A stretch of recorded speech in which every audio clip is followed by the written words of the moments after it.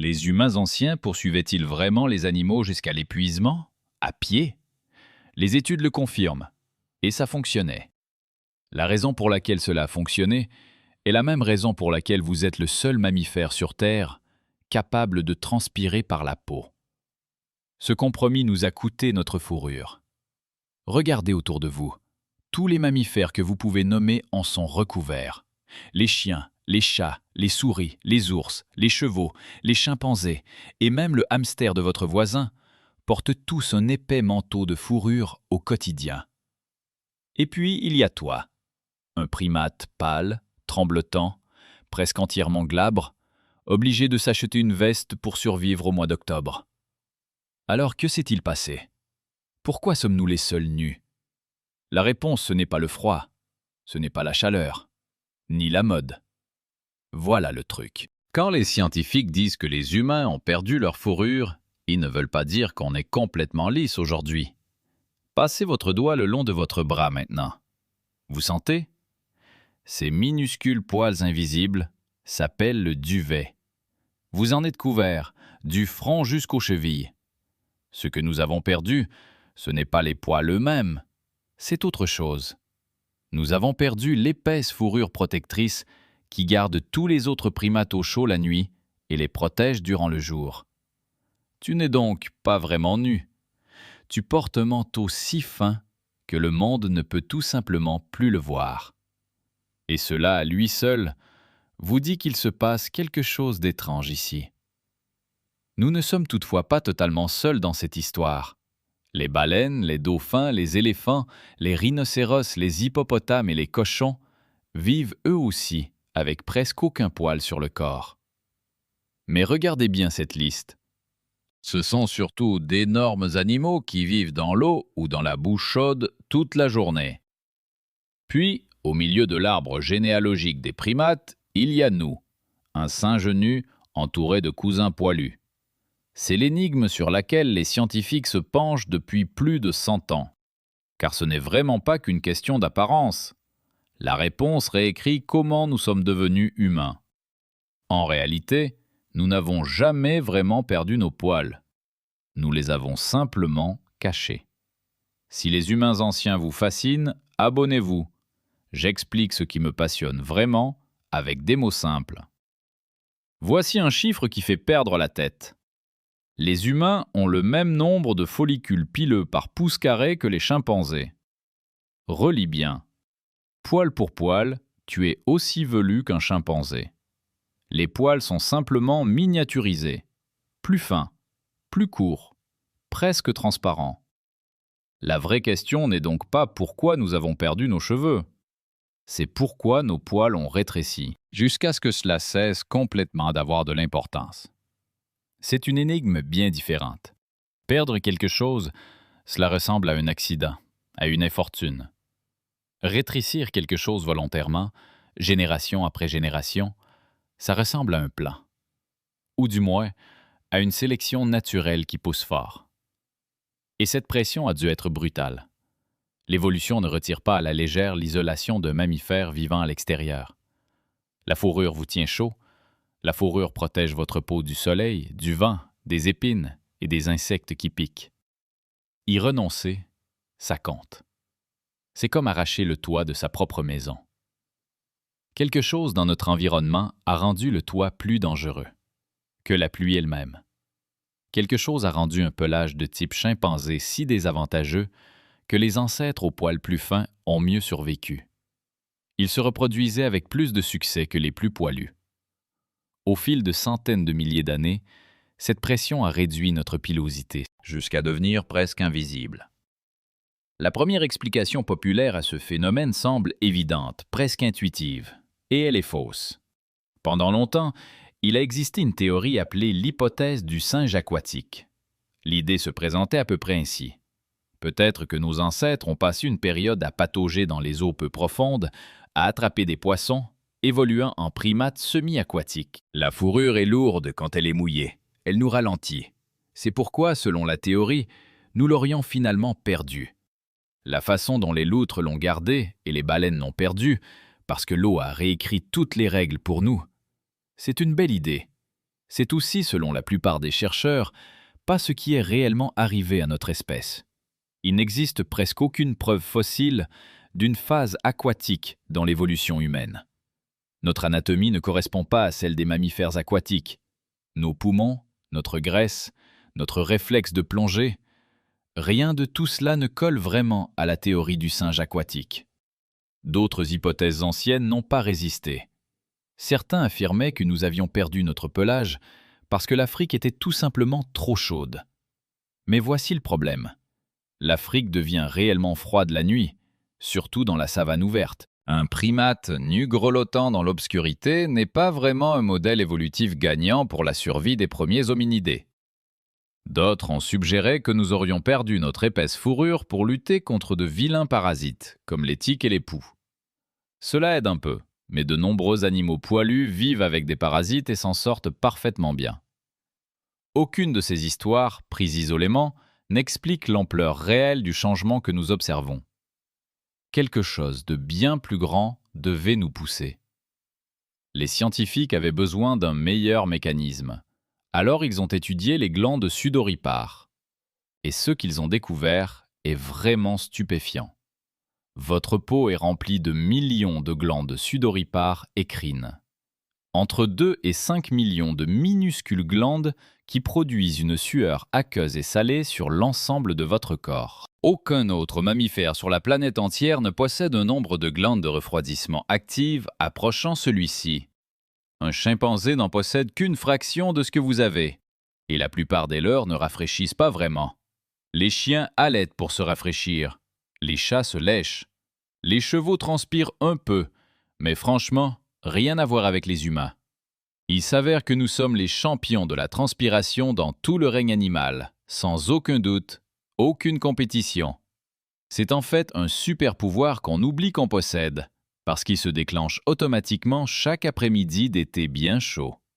Maintenant, réfléchissez à ce que la fourrure fait vraiment à la sueur. La fourrure emprisonne la chaleur. La fourrure bloque complètement l'air en mouvement. La fourrure absorbe l'humidité et la retient contre votre peau nue au lieu de la laisser s'évaporer. Et l'évaporation est vraiment tout l'intérêt du système de refroidissement sur lequel votre corps s'appuie. Lorsque ta sueur passe de l'état liquide à l'état de vapeur, elle aspire littéralement la chaleur de ton corps. C'est là toute l'astuce, c'est le moteur. Mais le moteur ne fonctionne que si la sueur atteint l'air libre. Enveloppez votre peau dans un épais manteau de fourrure et vous venez d'isoler votre propre radiateur biologique. Tu surchaufferais en une dizaine de minutes à peine, planté sous ce soleil brûlant d'après-midi dans la savane africaine. Alors, dès l'instant où nos ancêtres ont commencé à dépendre de la sueur pour survivre, la fourrure est devenue un véritable problème. La fourrure est passée de vêtements chauds bien utiles à véritable arrêt de mort dans ces plaines à découvert. Une peau nue et des millions de glandes sudoripares, voilà un système de refroidissement biologique qui marche, court et fait son jogging. Rien d'autre sur toute la planète ne peut évacuer la chaleur comme un être humain par une journée chaude. Mais le refroidissement à lui seul n'explique pas pourquoi cet échange en valait la peine. Perdre son pelage coûte véritablement cher. Coup de soleil, nuit froide, tous les moustiques du quartier qui s'invitent à dîner. Alors que faisaient nos ancêtres? Qu'est-ce qui a rendu toute cette souffrance valable? Pourquoi évacuer la chaleur au point que la nudité devienne la meilleure option? Pour obtenir cette réponse, avancez dans la savane africaine il y a 2 millions d'années, en plein midi, le soleil au zénith. Parce que c'est là que l'histoire devient étrange. Imaginez que vous êtes un humain des temps anciens, seul, dans la vaste savane. Tu n'es pas la plus grande créature qui existe. Tes griffes ne valent pas la peine d'être mentionnées. Tes dents sont risibles, ta vitesse de pointe est ridicule. Un chat de maison te distancerait sans effort. Sur le papier, tu es le déjeuner de quelqu'un. Mais tu possèdes une arme que presque personne d'autre n'a. Tu peux continuer. Encore et encore. Sous la chaleur de midi, quand chaque prédateur à fourrure halète à l'ombre, vous pouvez courir. Lentement, régulièrement, sous le soleil brûlant, pendant des heures. Cela s'appelle la chasse à l'épuisement. C'est exactement ce que ça veut dire. Vous choisissez une cible, Généralement, une grande antilope, quelque chose comme un koudou ou un gnou qui broute à proximité. Tu commences à marcher, puis à courir derrière lui. L'animal détale à toute vitesse. Tu continues d'avancer. Il détale à nouveau. Tu continues à venir. Il sprinte une troisième fois. Voilà ce qu'il faut savoir sur les antilopes et la plupart des grands mammifères. Ils se rafraîchissent en haletant. Et ils ne peuvent pas haleter tout en galopant à pleine vitesse à travers les plaines ouvertes. Ainsi, chaque sprint accumule de la chaleur dans leur corps, sans aucun moyen de la libérer dans l'air. Au bout de 30 minutes, ils titubent. Après 1 heure, ils vacillent gravement. Le soleil continue de frapper sans relâche. Après 2 ou 3 heures au soleil, ils surchauffent, s'effondrent et s'allongent. Vous approchez et vous l'achevez. Ce n'est pas une légende. Les chasseurs modernes du peuple San dans le désert du Kalahari le font encore aujourd'hui. Des chercheurs les ont suivis avec des caméras et des chronomètres. Un chasseur trottine pendant des heures sous des températures qui enverraient des touristes à l'hôpital. Et l'antilope, plus rapide à chaque accélération, perd la course parce qu'elle ne parvient tout simplement pas à se rafraîchir sous ce soleil implacable. L'humain n'a pas besoin de griffes. L'humain n'a pas besoin de vitesse. L'humain a la sueur, la peau nue et une pure obstination. Les scientifiques qualifient parfois l'humain de super prédateur, et ce n'est pas grâce à quelque chose de cool comme des crocs ou du venin, c'est grâce à l'endurance. Nous avons évolué en une espèce capable d'épuiser d'autres animaux jusqu'à la mort par pure persévérance. Et vous ne pouvez pas faire ça avec de la fourrure, vous ne pouvez pas le faire en surchauffant, vous ne pouvez pas le faire en haletant. Toi, tu ne peux le faire qu'en tant que radiateur ambulant, debout, presque sans poils, avec de l'eau et un long horizon devant toi. Nos ancêtres ont troqué leur pelage contre la capacité de chasser aux heures les plus chaudes, quand tout le reste était épuisé. Ainsi, la nudité n'était pas un défaut de conception, c'était en réalité l'arme. Mais elle avait un prix à payer. Déshabiller un mammifère de sa fourrure et lâcher-le sur l'équateur, et de tout nouveaux problèmes surgissent aussitôt. Le soleil africain n'est pas clément.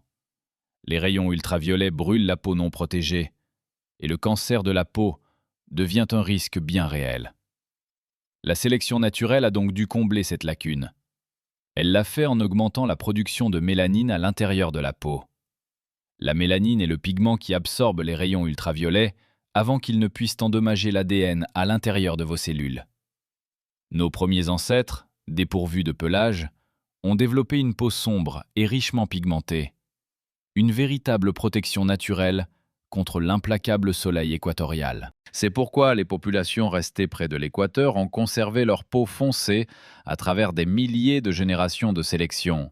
Et les populations qui ont migré vers des régions peu ensoleillées, comme l'Europe du Nord, ont lentement perdu leur pigmentation pour laisser entrer davantage de vitamine D. La couleur de la peau, dans cette histoire, est en gros un correctif complémentaire à la mise à jour originale du pelage reçu par nos ancêtres. Et puis il y a le froid. Si le désert nous cuisait, les nuits nous glaçaient. La peau nue perd sa chaleur très vite. C'est ici qu'interviennent le feu et les vêtements.